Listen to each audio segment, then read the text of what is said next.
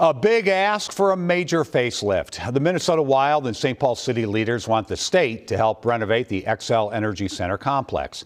The price tag for the proposal is steep at $770 million. Will lawmakers write the check for half the cost? Caroline Cummings reports.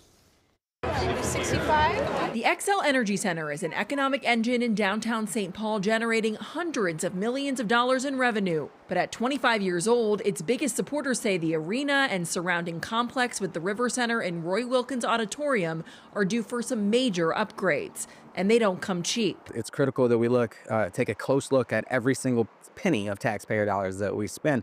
But it's not just important to think about how we spend, it's important to think about returns on investment. Carter says the renovations would pay dividends, growing revenue to the region and revitalizing downtown St. Paul. Under the current plan, Minnesota Wild owner Craig Leopold would put up 1/3 of the funding, another 20% from city and local partners. It's important for our ability to continue to attract the types of major events that contribute so greatly to our statewide and local economy. But the ask of the state, nearly $400 million through a borrowing measure allowing debt payment in smaller increments over time. It's part of the way U.S. Bank Stadium was financed. But the state's still on the hook at a time when the budget is tight. Minnesota is staring down a potential $6 billion deficit in future years. All right, next up, we are going to hear. Carter and other supporters presented the vision to a House committee this week, but it's not clear they'll be able to convince lawmakers to light the lamp.